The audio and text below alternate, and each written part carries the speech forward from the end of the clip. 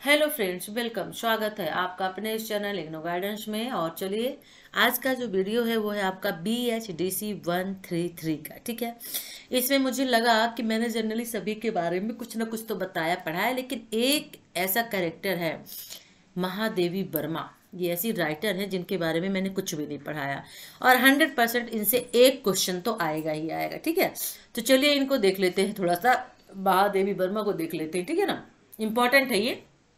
तो जो इम्पोर्टेंट है वो मैंने ऑलरेडी आपको बता दिया है, पढ़ा दिया, उसी से देख लीजिए, उतना काफ़ी है। सिर्फ यहाँ पे हम महादेवी वर्मा को देखेंगे। ठीक है, राइट। तो युग परिवेश की अगर बात करते हैं तो वही चीज़ है। यहाँ पे थोड़ा सा उनके जीवन के बारे में देख लीजिए, वो इम्पोर्टेंट है। ठीक है ना, राइट। उनका जीवन जो था, यात्रा वृत्तांत, जीवन वृत्त जो है वो देख लेते हैं थोड़ा सा, ये आपके लिए इम्पोर्टेंट हो सकता है खास तौर पे। यहाँ से देख लीजिए कि बचपन से ही चित्रकला, संगीत कला और काव्य कला में रुचि और पारंगत हासिल कर लेने वाली महादेवी विद्यार्थी जीवन से ही साहित्य जगत में प्रख्यात हासिल कर चुकी थी, प्राप्त कर चुकी थी।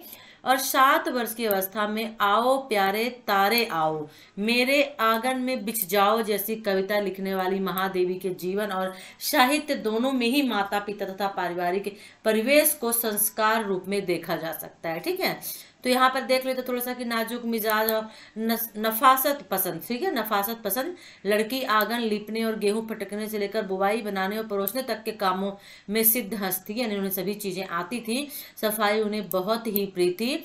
संस्कार और परिवेश से प्राप्त प्रेरणा एवं प्रतिभा को स्वयं स्वीकार करते हुए लिखती हैं कि एक व्यापक विकृत के समय निजी संस्कारों के बोझ से जड़ीभूत वर्ग में मुझे जन्म मिला, परंतु एक और साधना पूत आस्तिक और भावुक माता तथा दूसरी ओर सब प्रकार की सांप्रदायिकता से दूर कर्मनिष्ठ पिता, ये आपके काम का नहीं है। तो यहाँ पर जो वेरी इंपॉर्टेंट है वो थोड़ा सा देखते हैं, मैरिज के वास्ते देखते हैं जो उनके साथ हुआ, और शायद वही उनकी कविता में वो नजर आता है। ठीक है ना, अब यहाँ पे देखते हैं कि 9 वर्ष की अवस्था में महादेवी का विवाह हो गया था और 1 सप्ताह के लिए महादेवी की विदाई भी कर दी गई थी। ठीक है, परंतु इसके तत्काल बाद महादेवी ने शिक्षा की राह चुनी और प्रथम श्रेणी में मिडिल पास कर पूरे प्रांत में स्थान हासिल किया था, प्रथम स्थान, और राजकीय छात्रवृत्ति भी प्राप्त होने लगी। और महादेवी की कविताएं पत्र पत्रिकाओं में छपने लगी। काव्य रचना का जो सृजन था, निर्माण था, वो अबाध गति से निर्विरोध चल रहा था। और 11वां दर्जा पास करते करते कविता सम्मेलनों, वाद विवाद प्रतियोगिताओं में भाग लेकर सैकड़ों तमघोर पुरस्कार से वो सुसज्जित हो गई। और उस समय प्रसिद्ध कविताएं प्रकाशित होने लगी थी। ठीक है ना, तो नारी शिक्षा, नारी जागृत, अब ये नारी से संबंधित थोड़ा सा यहाँ पे, ठीक है ना, कि सदैव वो सजग रही है कि नारी की शिक्षा, नारी जागृत और नारी आत्मसम्मान के लिए। और गरीब विद्यार्थियों की आर्थिक सहायता करने में उन्हें क्या मिलता था, उन्हें आनंद मिलता था। ठीक है, और सुभद्रा कुमारी चौहान से उनकी अच्छी मित्रता थी, दोस्ती थी, राइट। और यहाँ पर थोड़ा सा देख लेते हैं, आगे देख लेते हैं। यहाँ पे दिया नहीं है। एक्चुअली क्या था कि कम उम्र में ही वो विधवा हो गई थी, उनके पति की मृत्यु हो गई थी, और एक जो उस वक्त जो एक विधवा औरत के साथ किया जाता था वो सब कुछ उनके साथ हुआ था। ठीक है ना, यदि कम उम्र में पति को खोना, फिर जो एक विधवा के टॉर्चर जो होते हैं समाज के द्वारा दिए जाते हैं, ताने वगैरह, जिस तरह से रहना, हर एक चीज था, वो सब चीज उन्होंने सहा था। और शायद यही मेन भाव था कि वो उनको अपने गीतों में उन्होंने उस चीज को पिरो लिया था। ठीक है, इसीलिए नारी के फेवर में ऑलवेज रही हैं, नारी के समर्थन में रही हैं। मेन चीज यही थी उनकी। और उन्होंने जो भी गीत कविताएं लिखी हैं वो दर्द भरे, विरह भरे उनके गीत वगैरह आपको देखने को मिलते हैं। ठीक है, राइट। तो यहाँ पर देख लेते हैं थोड़ा सा, मैंने इसको यहाँ पे नारी वाला एक क्वेश्चन आपसे पूछा जा सकता है। ठीक है ना, कि नारी के प्रति महादेवी वर्मा के क्या भाव थे, यानी नारी से कोई भी क्वेश्चन आता है तो आपको फिर यही लिखना पड़ेगा यहाँ पर, नारी वर्ग के प्रति हो रहे अत्याचार। और उन्होंने जो जीने की कला थी, एक एकांकी है, शायद आपने पढ़ा भी होगा, तो वो बहुत अच्छी एकांकी थी। और उसमें उन्होंने नारी के एक मार्मिक चित्रण जो है वो प्रस्तुत किया है, नारी की दशा को उसमें उन्होंने बखान किया है। तो नारी वर्ग के प्रति हो रहे अत्याचार और न्याय के खिलाफ जो है आवाज बुलंद करती हैं, और आर्थिक, सामाजिक और सांस्कृतिक समस्याओं का एक समाज शास्त्र की बात विश्लेषण विवेचन करती हैं। वो कौन, महादेवी वर्मा। और जो गद्य रचनाएं होती हैं उनमें प्रौढ़ता, उनमें व्यक्तित्व की प्रधानता, यानी कि व्यक्तित्व की मुखरता जो है उनमें देखी जा सकती है। विधवाओं, वैश्याओं और अवैध संतानों के प्रति सहानुभूति उनकी रहती है। और इसीलिए वो क्रांति के स्वर में ललकारती भी है। यहाँ पे नारी के बारे में थोड़ा सा और भी आप लिख सकते हैं कि स्त्री में माँ का रूप ही सत्य वात्सल यानी प्यार जो होता है, और शिव और ममता ही सुंदर है। ठीक है, ओके।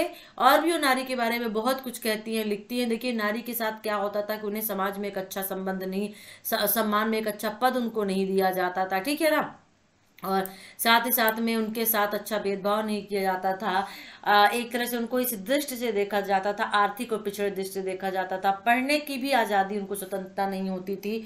बहुत कम उम्र में उनकी शादी कर दी जाती थी। विधवा अगर वो हो जाती, अगर नहीं होती हैं तो पूरी चार दीवारी में जिंदगी गुजारना होता था, और विधवा भी हो जाती हैं तो फिर उनको उन सभी नियमों का पालन करना पड़ता था जो विधवाओं के लिए बनाए गए थे। तो ये नारी के प्रति उनमें एक भावना थी। ठीक है, और वो जनरली कहीं ना कहीं इस भावना को, वो नारी के प्रति जो एक उपेक्षा था समाज का, तो वो खुद भी कहती थी कि इसके लिए नारी ही जिम्मेदार है। यदि नारी की उपेक्षा की जा रही है, यहाँ पे नारी के साथ ऐसा व्यवहार किया जा रहा है, तो इसकी जिम्मेदार खुद नारी ही है, क्योंकि उसमें इतनी हिम्मत, इतनी ताकत, इतनी सहनशीलता नहीं है कि इसका मुकाबला कर सके। है लेकिन वो चाहती नहीं है पर वो चाहती नहीं है कि ऐसा कुछ वो करे। तो एक हद तक वो नारी को ही जिम्मेदार मानती है इसके लिए। तो नारी के लिए आता है तो प्लीज प्लीज आप जरूर लिख दीजिएगा। ठीक है ना, ओके। अच्छा, एक इसमें जो क्वेश्चन था मैंने टिक लगाए हैं क्वेश्चन, उसमें 3-4 क्वेश्चन महादेवी के इससे पूछे गए थे। ठीक है, एक गीत योजना के बारे में इनका क्वेश्चन था, वो भी आपके लिए इम्पोर्टेंट बन जाता है। ठीक है ना, अब देखिए यहाँ पे उनका काव्य सौंदर्य जो अंतर वस्तु है, इसमें जनरली आपको कुछ चीजें मिलेंगी जो उन्होंने रखी है। ठीक है ना, जैसे यहाँ पर विरह जनरली आपके इनके इसमें काव्य के अंतर वस्तु में जरूर मिलेगा। ठीक है, तो यहाँ पर वो विरह के बारे में बहुत कुछ लिखती हैं, और क्योंकि महादेवी जी ने जीवन के इसी गूढ़ तथा गहन रहस्य से वेदना के आनंद में साक्षात्कार किया और उसे काव्य संसार के पावन बंधनों में जड़ दिया। मतलब कि वो जो जीवन में विरह जो होता है, वेदना जो होती है, जुदाई, विरह का मतलब जुदाई होती है, तो वो सह चुकी थी अपने, क्योंकि उनके पति बहुत कम उम्र में पहले ही जो है एक्सपायर, मतलब मर चुके थे। तो उन्होंने उस चीज को सहा है, और वही मैं कह रही हूँ कि एक नारी के रूप में भी उन्होंने बहुत अच्छा लिखा है, क्योंकि उसको फील किया है। और सेम उसी तरह से पति के जाने के बाद जो एक विरह वेदना होती है, जो कष्ट होता है, जुदाई जो होती है, उस चीज को भी इन्होंने सहा है और उसको अपनी कविता में इन्होंने लिखा है। ठीक है, ओके। फिर वो लिखती हैं कि योग से वियोग में आने की स्थिति की मार्मिक वेदना के उपहार स्वरूप प्राप्त आंसुओं से एक नया संसार बना लेने की वाली महादेवी की कविता प्रकृति से साक्षात्कार ही नहीं, तदाकार की भी कविता है।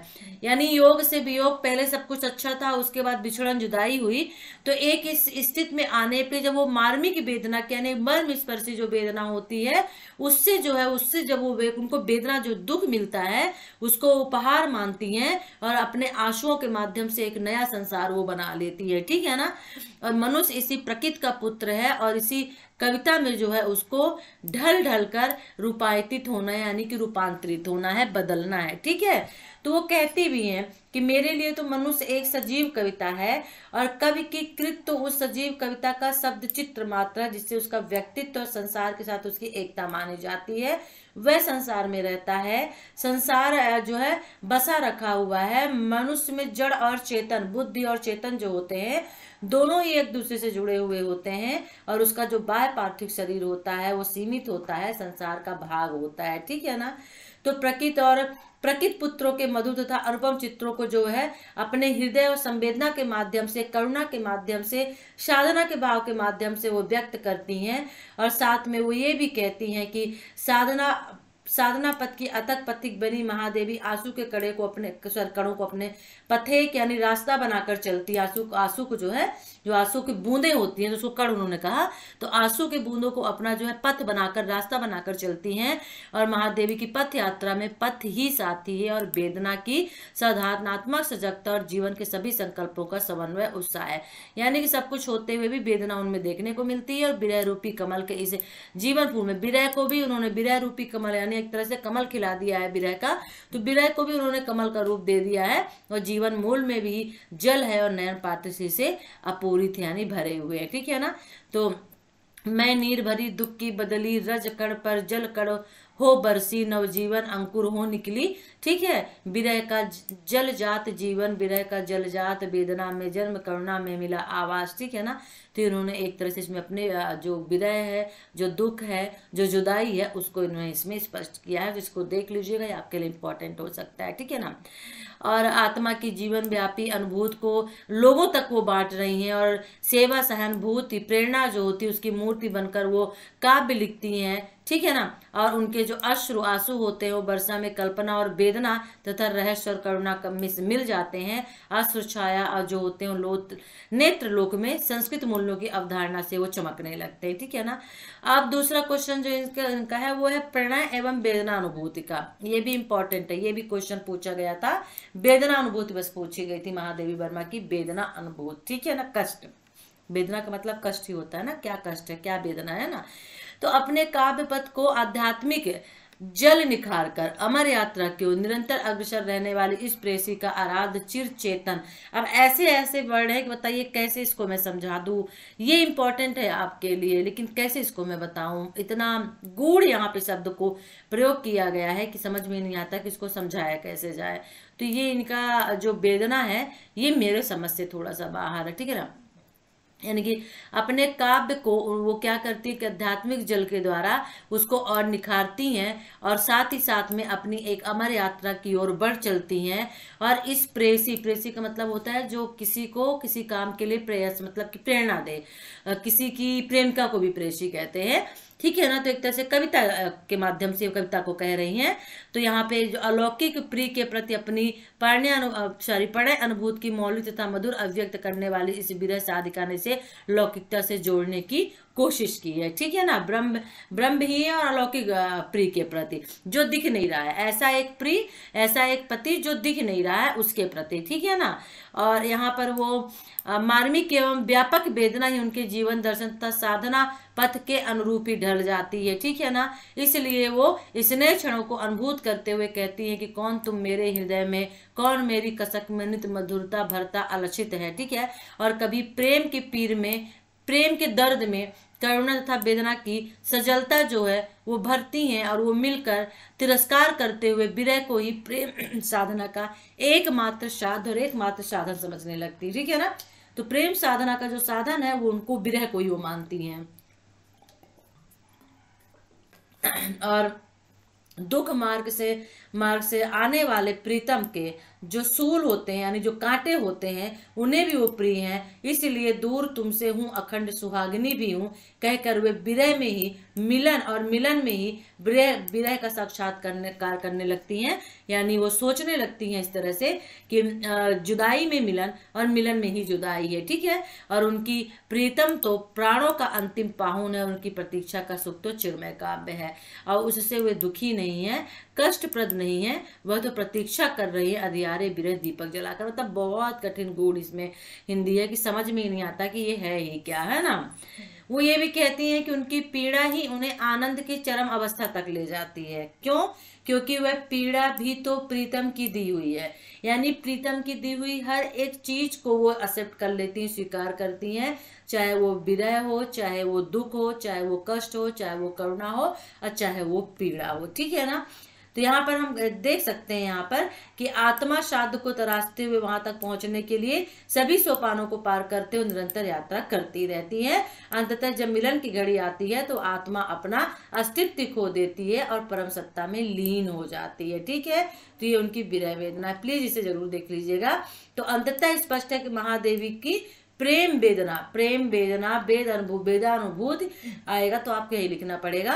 साधारणतः घात प्रतिघातों से प्रभावित होने वाला प्रेम नहीं है, ये तो वे सब उनका प्रेम पोषक और संवर्धक है, बनकर रह जाते हैं। सुख दुख विरह मिलन अमृत उन सभी प्रेम की महाधारा में विलय हो जाते हैं, ठीक है। यानी घुल जाते हैं और वे सब प्रेम में हो जाते हैं, ठीक है। ओके, तो ये है इनका। बस इसमें मुझे लगता है 3 क्वेश्चन, एक और क्वेश्चन इनका होगा जो मुझे देखना है। ओके, एक्चुअली क्या है कि इसमें इनसे क्या है गीत प्रयोग शायद है, उससे भी एक क्वेश्चन पूछा गया था। नारी का है, विरह का है, और अभी हमने वेदना जो देखा, वेदना अनुभूति का वो देखा है, और एक जो है वो गीत से संबंधित है, ठीक है ना। गीत विधान, ये देखिए गीत विधान से भी एक क्वेश्चन जो है पूछा गया है, ठीक है ना। तो ये गीत प्रयोग से पूछा गया है, तो थोड़ा इसको यहाँ पर हम देख लेते हैं। और ये जब गीत आप लिखेंगे काव्य रूप के अंतर्गत आता है, तो काव्य छंदस रचना विधान के अंतर्गत आएगा। तो यदि रचना विधान पूछा जाएगा तो आप इसको भी लिख दीजिएगा, ठीक है, कुछ तो नंबर मिल जाएंगे। ओके, हम यहाँ पर देखते हैं, गीत को सुनते हैं थोड़ा सा, ठीक है ना। ओके, देखिए एक्चुअली क्या है कि ये जो गीत प्रतीक है, गीत प्रयोग है, ठीक है ना। तो कोई भी कभी काव्य रूप का चयन ऐसे ही नहीं कर लेता है, बिना कारण के नहीं करता है, उसके पीछे एक नेक कारण होता है, ठीक है ना। और महादेवी ने वेदना और करुणा से श्रृंगार करके गीतों को ही काव्य का रूप माध्यम चुना है, ठीक है ना। तो काव्य रूप का प्रमुख माध्यम क्या है? वेदना और करुणा से श्रृंगार करके गीतों को काव्य में ढालना। और दीप शिखा की भूमिका में कहा भी, काव्य की ऊंची ऊंची हिमालय श्रेणियों के बीच में गीत मुक्तक एक सजल कोमल मेघदंड है, ठीक है ना। मेघदंड है जो ना उससे दबकर टूटता है और ना बंधकर रुकता है। तो यहाँ पर हम ये देखेंगे कि आखिर ये गीत जो है वो है क्या, गीत मुक्तक जो है वो है क्या, ठीक है ना। तो ये इंपॉर्टेंट हो जाता है यहाँ पर देखना। अब देखिए एक्चुअली है क्या कि महादेवी ने जिस रहस्य एवं पीड़ा की अनुभूति को अपने काव्य का विषय बनाया, उसकी अभिव्यक्ति गीत के माध्यम से ही संभव थी। गीत यानी कविता, गीत गा करके, ठीक है ना। गीत का मतलब गीत गा करके, गाना गा करके, कविता के माध्यम में। तो जो रहस्य और पीड़ा उन्होंने अनुभव की, मैंने कहा ना कि उनके साथ लाइफ में ऐसा हुआ और इसीलिए वो कविता भी बहुत अच्छी लिखती हैं और उसी सब्जेक्ट पे लिखती है, उसी टॉपिक पे लिखती हैं। तो जो उन्होंने अनुभव किया तो अपने काव्य का जो विषय है वही बनाया और अभिव्यक्ति के लिए उन्होंने क्या किया, चाहे तो काव्य भी वो निबंध लिख सकती थी, कहानी, उपन्यास, नाटक लिख सकती थी, तो ऐसा नहीं था। उन्होंने गीत को माध्यम चुना और यो भी छायावाद अपने आप में ही गीत प्रधान युग था। क्यों? क्योंकि छायावाद जो था वो गीत प्रधान युग था, यानी कविताएं, काव्य ज्यादा लिखे जाते थे इसमें, ठीक है ना। ओके, और साहित्यकार की आस्था तथा अन्य निबंध में महादेवी कहती भी हैं कि छायावाद व्यथा का सवेरा है, अतः उससे उसके प्रभाती गीतों की सुनहली आशा पर आंसुओं की नमी। जिसे छोड़ दीजिए, इसे मत लीजिएगा, नहीं आपकी समझ में फिर नहीं आएगा, ठीक है ना। तो सिर्फ यहाँ तक लेना है आपको कि गीत प्रधान युग था, ठीक है। फिर आगे हम यहाँ पर थोड़ा सा देख लेते हैं कि स्व अनुभूति को प्रधानता देने वाले इन दुख सुख भरे गीतों के पीछे का इतिहास भी है, ठीक है। संगीत के पंखों पर चलने वाले हृदय वाद की छाया में गीत विविध जो है रूपी हो, यानी कि अपने सुख दुख, वैवाहिक लोक, विरह, मिलन, आशा, निराशा, ठीक है ना, जीत और ये सभी सौंदर्य जो होते हैं इनको सजीवता देने के लिए यहाँ पर गीत में इनकी उपस्थिति दर्ज कराई गई है। यानी कि कोई भी चीज कहना हो तो गीत के माध्यम से, कविता के माध्यम से कहना ही होता है। तो ये आपका गीत वेरी इंपॉर्टेंट बनता है। और स्पष्ट है कि महादेवी के काव्य में अभिव्यक्ति के समर्थ माध्यम के रूप में गीत का प्रयोग हुआ है और ये अपने आंतरिक एवं बाह्य सौंदर्य की रश्मियों यानी किरणों से उनके काव्य को आलोकित करता है, ठीक है, चमकाता है। और उनके गीतों में व्याप्त अलौकिक प्रेम के स्वरूप, साधना और भावना का अद्भुत समन्वय मिलता है। तो उनके गीतों में अलौकिक प्रेम और साधना, भावना का समन्वय मिलता है, यानी मिला जुला है। किस उनके गीत किन चीजों से मिलकर बना? अलौकिक प्रेम, स्वरूप, साधना और भावना से, ठीक है। और व्यक्तिक अनुभूति पर आधारित उनके गीत भावना की चरम सीमा का स्पर्श करते हैं। ये है व्यक्तिक अनुभूतियों पर आधारित। व्यक्तिक यानी खुद की अनुभूतियां उनकी थी, खुद को उन्होंने जो सहा है, देखा है, उसी के आधार पर उन्होंने गीत लिखा और वही उनकी चरम सीमा का स्पर्श है। और महादेवी स्वयं भी कहती हैं कि साधारणतः गीत व्यक्तित्व सीमा में तीव्र सुख, दुखात्मक अनुभूति का वह शब्द है जो ध्वनात्मक में गुम हो जाता है। यानी कि जो गीत है, गीत का मतलब गाना जिसे हम बोलते हैं ना, कौन सा गीत गा रहे हो, बोलते हैं ना गीत यानी गाना। तो वह व्यक्ति के सुख दुख का एक पहलू है, एक शब्द है, ठीक है ना, अनुभूत का वह शब्द है जो अपने ध्वनात्मक में यानी ध्वन के रूप में जो हमारे दुख होते हैं वो गायब हो, तो ध्वन के रूप में गुम हो सके। और इस आधार पर महादेवी सफलतम गीत गाकर ठहरती हैं। स्वर, संगीत, शब्द योजना की लय का वो क्या करती, संयोजन करती हैं, गति नियम बनाती हैं, बंधन एवं तुक पालन करती हैं और आरोह अवरोह का कुशल पूर्वक निर्वाह करती हैं, ठीक है ना। और सभी के अनुकूल स्वरूप का उतार चढ़ाव विचित्र सौंदर्य निर्मित करती हैं। तो महादेवी के गीतों में भावों के अनुकूल ही भाषिक व्यवस्था भी बनती है और भाषा गीतों की खन छुन नई लय को अपने प्रवाह में, यानी कि एक भाषा और गीत की एक नई लय है जो खन छुन है, उसके प्रवाह के संगीत में पिरोती चली जाती है, बांधती चली जाती हैं। ठीक है। अभिहंगम के मधुर स्वरों की तुलना महादेवी अपनी वीणा के हर मंदिर तार से करती हुई चलती। ठीक है। तो ये गीत के बारे में हो गया जो हमने यहाँ पे लिया है। ठीक है ना। और इसी प्रकार एक दो लिख दीजिएगा, सपने जगाती या मैं चिरपथी की वेदना मिट चली घटा, बहुत से इन्होंने गीत देखे जाए, इनके बहुत से गीत देखे जा सकते हैं। ठीक है। और जो ध्वन्यात्मक और संगीतात्मक की लयपूर्ण योजना, यानी आप उसे ध्वनि में और संगीत के माध्यम से भी लयपूर्ण में उसे आप क्या कर सकते हो, उसे आप गा सकते हो। ठीक है ना। तो यह मंदिर का दीप, इसे नीरव जलने दो, जैसे गीतों में वर्ण अर्थर ध्वनि का अनुपम सौंदर्य है, विराजमान है यानी विद्यमान है।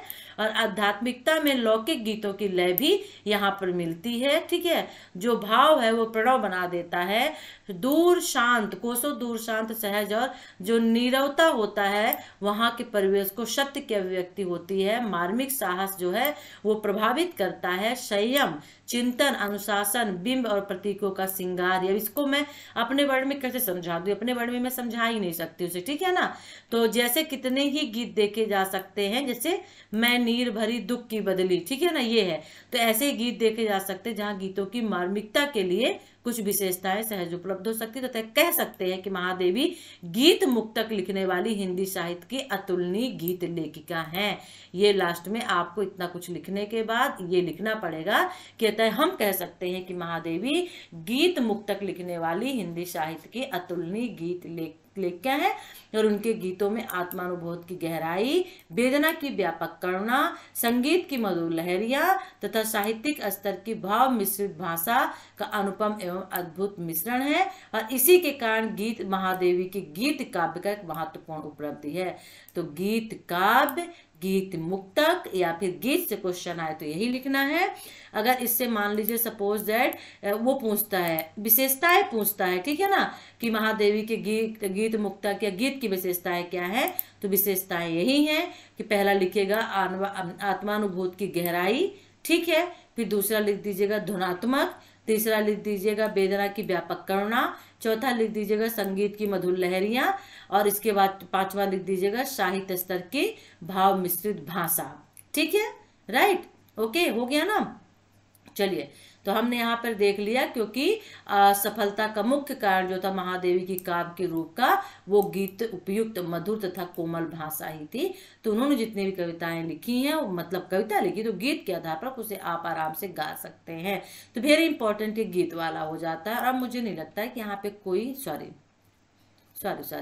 अब मुझे नहीं लगता कि यहाँ पे कोई और चीज है, शायद मैंने ली हो, नहीं ली है। तो यहाँ पे अब इसको फिनिश कर दें, ठीक है, क्योंकि मुझे लगा कि ये इम्पोर्टेंट है आपके लिए। महादेवी वर्मा से मैंने कुछ भी नहीं लिया था।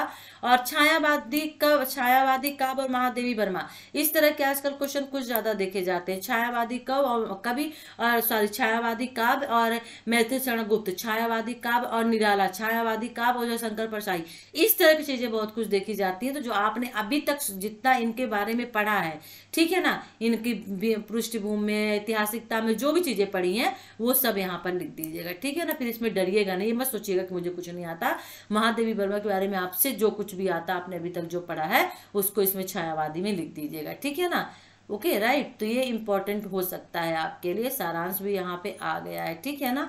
तो ये यूनिट इसीलिए मैं आपको ला दी कि चलते चलते एक यूनिट और देख लीजिए जो आपकी महादेवी वर्मा की है, जो कि मैं आपको बता नहीं पाई थी और मुझे ही बार बार लग रहा था कि वेरी इंपॉर्टेंट आपके लिए बनता है, ठीक है ना। जैसे महादेवी के कार्य का मुख्य श्रृंगार, काव्य का जो मुख्य श्रृंगार है उसका काव्य रूप ही है, और वह है सफलतम गीत भाजक। वही है, देखिए, काव्य का श्रृंगार पूछे, ठीक है ना, काव्य की शैली पूछे तो आपको यही लिखना, गीत भाजक। और इसी के कारण में आधुनिक युग की मीरा भी कहलाई थी, ये भी उसमें जोड़ दीजिएगा। गीतिका में ना, गीत में जोड़ दीजिएगा, लिख दीजिएगा, बल्कि यहाँ से लिख लीजिए, यहाँ की जो लैंग्वेज है थोड़ी ठीक है। और उनका गीत काव्य एक कोमल मेघखंड की तरह बरसता है और युग की सभी ज्वालाओं को शीतलता प्रदान करता है, और ये अभिव्यक्त का समर्थ माध्यम बनकर यहाँ आता है। और आत्मानुभूत का चित्रांकन, स्वर संगीत शब्द योजना की लाभकर संयोजन, वही है जो हमने ऊपर पढ़ा है, है, अब यही दिया है। तो इस गीत काव्य में थोड़ा इसको लिख दीजिएगा कि महादेवी के काव्य का मुख्य श्रृंगार उनकी काव्य रूप है और गीत भाजे और वो आधुनिक युग की मीरा भी कहलाई है। और उसके बाद इसे अतः करके लिख दीजिएगा। काव्य भाषा आता है तो अनेक गुणों विशेषताओं का भंडार है। गीत उपयुक्त इस कथा को कोमल भाषा की खड़ी बोली में लिखा गया है। खड़ी बोली का परिष्कृत रूप यहाँ पे लिखा गया है। नए शब्दों का सृजन किया गया है। तो क्वेश्चन क्रिएट होता है कि महादेवी वर्मा की काव्य भाषा की विशेषताएं लिखिए, ठीक है, गुण या विशेषताएं लिखिए। तो अब यहाँ पे आपको लिखना पड़ेगा कि सबसे पहला लिखना पड़ेगा कि खड़ी बोली का परिष्कृत एवं काव्य उचित, यानी सीधे बोल दीजिए खड़ी भाषा में खड़ी बोली का परिष्कृत रूप लिया गया है, ठीक है। फिर दूसरा का हो जाएगा कि नए शब्दों का सृजन किया गया है। तीसरा हो जाएगा विशिष्ट अर्थ भरने की कला उनमें है। चौथा हो जाएगा लाक्षणिकता, रमणीय बिंब एवं प्रतीक विधान उन्होंने अभिव्यक्त की है। और शब्द निरूपण, पांचवा हो जाएगा शब्द निरूपण, वर्ण विन्यास, सौंदर्य एवं उक्ति सौंदर्य का उन्होंने मार्मिक निर्वाह किया है, आप लिख सकते हैं मार्मिक चित्रण किया है, ठीक है। और यहाँ पे छठवां लिख दीजिएगा तत्सम तद्भव देशज विदेशी तथा प्रतीक शब्दों का उन्होंने यहाँ पे क्या किया है, उपयोग किया है, ठीक है ना। और द्विरुक्ति और पुनरुक्ति के साथ अन्य अलंकारों का सुंदर प्रयोग किया है। तो इनकी भाषा की प्रमुख विशेषताएं हैं। हो सकता है इंपॉर्टेंट हो, तो यदि महादेवी वर्मा की भाषा की विशेषताएं पूछता है, कभी कभी पूछता है महादेवी वर्मा की भाषा की विशेषताएं, तो प्लीज ले लीजिएगा। या काव्य की भाषा की विशेषताएं या गुण पूछता है तो ले लीजिएगा, ठीक है, राइट, ओके। तो यूनिट यहाँ पे फिनिश्ड हो गई है। तो एक काम करते हैं, अब हम चलते चलते ऊपर की ओर चलते हैं। 10 मिनट का टाइम और ले लेते हैं और 10 मिनट के टाइम में जितने भी यहाँ पे सारांश दिए हुए हैं, एक नज़र सारांश को देखते हुए चलते हैं, ठीक है ना। तो क्या होगा इससे कि और भी हमें चीज़ें पकड़ में आ जाएंगी। जैसे यहाँ पे इनका सारांश दिया हुआ है क्या, ओके। अभी महादेवी वर्मा का ही चल रहा है। अब इनका फिनिश, हाँ चलिए रचनाएं आ गया, अब ये फिनिश्ड हो गया। तो इसके बाद जो आएगा किसका आएगा ये देख लेते हैं थोड़ा सा, चलिए यहाँ पे देख लेते हैं, ओके। सारांश आ गया। यहाँ पे शायद इनके निराला में ज्यादा कुछ सुमित्रा नंदन पंत है और इसीलिए मैंने सुमित्रा नंदन पंत को लिया नहीं, क्योंकि यहाँ पे कुछ ज्यादा ऐसा है नहीं। देखिए सारांश है, सारांश में भी सिर्फ इतना ही है ना, तो कुछ ज्यादा यहाँ पे उनके बारे में दिया नहीं है, इसलिए मैंने इनको सुमित्रा नंदन पंत को लिया नहीं था, ठीक है ना, राइट, ओके। तो हम आगे चल लेते हैं थोड़ा सा, ठीक है। और दूसरी वो ले लेते हैं। इनका लेसन भी बहुत छोटा है, बहुत छोटा है। सुमित्रा नंदन पंत का ज्यादा बड़ा नहीं है। हम उन्हीं में हैं या फिर कोई और खुल गया, वो सुमित्रा नंदन पंत जी का ही है। तो ये रचनाएं आ गई, कवि परिचय आ गया। तो यहाँ पे अब हम ले लेते हैं किनका आएगा, मैं जयशंकर मैत्री शरण का, निराला जी का देख लेते हैं। निराला जी में क्या कुछ मिलेगा, हाँ देखिए अब निराला जी में भी यहाँ पे मिल गया, जो क्वेश्चन उसमें पूछे जाते हैं उसी में मिलता है, ठीक है ना। एक क्वेश्चन होता है कि छायावादी युग से निराला जी, मैंने कहा था छायावादी काव्य या छायावादी युग और निराला, छायावादी काव्य युग और महादेवी, इस तरह के क्वेश्चन पूछे जाते हैं। तो उसमें आपको वही लिखना है जो आपने पढ़ा है, उसके लिए आप परेशान मत होइएगा, ठीक है ना। अच्छा, निराला छंद के बंधनों से कविता को मुक्त कराने वाले कवि थे, ठीक है। यानी छंद जो लिखी जाती कविताओं में एक बंधन था, किसी तरह से लिखना है उसको मुक्त, मतलब अब उस तरह से नहीं लिखना है, ये करने वाले पहले कवि थे। और इस छंद के बंधनों से कविता को मुक्त कराने वाले थे, और जो व्यक्ति की मुक्ति के समान ही काव्य की मुक्ति की बात भी करते थे, ठीक है ना। और आलोचकों द्वारा उनके छंदों को रबर छंद या केचुआ छंद कहे जाने पर भी निराला अपनी स्वच्छंद धारणा पर अडिग रहे थे, ठीक है। और जूही की कली से मुक्त छंद की मौलिक स्थापना की थी उन्होंने, ठीक है। तो यहाँ पे ये भी, यहाँ पे भी लिख सकते हैं कि वर्ण मात्रा तुक के बंधनों से मुक्ति दिलाई थी कविता को, और निराला का योगदान हिंदी साहित्य में अमिट पहचान बनाया है। तो यदि आता है कि छायावाद युग में निराला का क्या योगदान है, क्या महत्व है, तो ये आपको लिखना है महत्व में, भूलिएगा नहीं, ठीक है ना। पहले छंद से मुक्ति दिलाना था, छंद के बंधनों से, ठीक है। पर उनकी आलोचना की गई, आलोचना में रबर छंद केचुआ छंद कहा गया, लेकिन तब भी अपनी स्वच्छंदता पर अडिग रहे, उसी में डटे रहे, और जूही की कली से मुक्त छंद की स्थापना की। और महाकवि ने कविता को वर्ण मात्रा और तुक के बंधनों से भी मुक्ति दिलाई, और ये निराला का योगदान हिंदी साहित्य में अमिट पहचान बनाता है, ठीक है ना। ये कुशल शब्द शिल्पी कहे जाते हैं, तो नहीं देखेंगे, ये भी नहीं लिखेंगे। तो हम यहाँ पे कह सकते हैं बस निराला जी का यदि आता है कि निराला जी का छायावाद से क्वेश्चन पूछा जाता है, तो आपको यही चीज लिखना है। महानवाद, महान पूछा जाता है, महत्व पूछा जाता है, तो आपको यही लिखना है, ठीक है ना, ओके, तो फिर चले और भी देखें क्या, या रहने देते हैं, क्योंकि अब इतना ज़्यादा पढ़ेंगे उतना ज़्यादा आप कंफ्यूज होंगे लास्ट टाइम में, ठीक है ना। तो मेरे ख्याल से हाँ, ये किसका आ गया है, ये सूर्यकांत त्रिपाठी निराला का था। अब यहाँ पे हम देखेंगे जयशंकर प्रसाद और उनकी कविता, तो इनके इसमें भी कुछ देखने को मिलेगा हमें क्या, बिल्कुल मिलना चाहिए। ओके, देख लेते हैं यहाँ पर। या अब देखिए इनके इसमें भी है कि प्रसाद काव्य शिल्प की भाषा, शैली, प्रतीक, बिंब एवं अलंकार, छंद आदि उपकरणों के कलात्मक प्रयोग से अपने अभिव्यंजना कौशल का परिचय नहीं देते, बल्कि खड़ी बोली के उत्कर्ष शिखर पर पहुंचकर, यानी भाषा शैली के बारे में आए तो आपको ये लिखना। हालांकि इसमें ज्यादा इतना है नहीं, भाषा शैली तो मैंने ऑलरेडी आपको बता दी है। हाँ, प्रसाद की कविता में इतिहास, संस्कृत, पुराण, उपनिषद तथा वेदों आदि के कल्याणकारी निष्कर्ष जो है देखने को मिलता है। राष्ट्रीय चेतना का उद्बोध गान उनके उसमें जरूर, राष्ट्रीय चेतना 100% पूछेगा आपसे, क्यों, क्योंकि जयशंकर प्रसाद और मतिचरण गुप्त ऐसे दो लोग थे। अच्छा, प्रदेय उद्देश्य भी देख लिया करिएगा, ठीक है, इसे पॉज कर लीजिए, एक बार देख लीजिएगा, मैं इसको ऐसे कर देती हूँ, ठीक है। तो ये प्रदेय और उद्देश्य भी कभी कभी पूछ लेता है। तो ये यूनिट हमारी जनरली फिनिश्ड हो गई है, अब इसमें ऐसा कुछ भी नहीं है, ठीक है ना। मैं तो सिर्फ सोची थी कि महादेवी वर्मा के बारे में ही आपको बताऊं, क्योंकि उनका मैं अभी तक एक भी वीडियो मैंने आपको नहीं अवेलेबल करवाया, तो मुझे लगता था कि वो आपके लिए इम्पोर्टेंट हो सकता है, ठीक है ना। ओके राइट, तो चलिए फिर वीडियो को लाइक कर दीजिए, शेयर कर दीजिए, चैनल को सब्सक्राइब कर लीजिए नहीं किया है तो, ठीक है ना।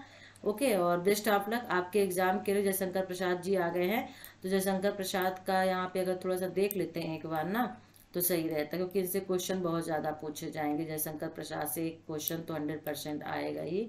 अब थोड़ा सा देखते हैं कहीं निकल ना जाए। ये तो मैंने आपको बता ही दिया कि नहीं बताया, राष्ट्रीय चेतना और मानवीयता है तो बता ही दिया, जयशंकर प्रसाद जी का बता ही दिया है कि क्या है, ठीक है ना। राइट, बार बार वही चीजें इसमें रिपीट हो रही हैं, हर एक यूनिट में वही चीजें, वही राइटर, वही सब चीजें हैं। किसी में काव्य को लेकर के बताया गया है, ठीक है, नारी भावना, सौंदर्य, ये भी हम आपको बता दिए हैं, ठीक है ना। तो यहाँ पे देख लीजिएगा थोड़ा सा आप लोग, ठीक है। ओके, चलिए, ओके, और तो यहाँ पे कुछ भी नहीं है, कुछ भी नहीं है। ओके, शिल्प प्रधान, भाषा सौंदर्य, ओके, प्रतीक प्रधान, ओके, बिंब विधान जो होता है जनरली सभी में, वही चीजें यहाँ पर देखने को मिल रही हैं। और इस तरह से मूल्यांकन प्रसाद का प्रदेय, प्रदेय यानी उद्देश्य होता है, इसे भी देख लीजिएगा थोड़ा सा, तो हम लोग देख के आ चुके। चलिए फिर बेस्ट ऑफ लक, अच्छे से एग्जाम दीजिएगा, पेपर को अच्छे से पढ़िएगा, पेपर क्या कहता है पहले समझिएगा, देन इसके बाद लिखना शुरू करिएगा, ठीक है ना। चलिए फिर, take care, bye, good night.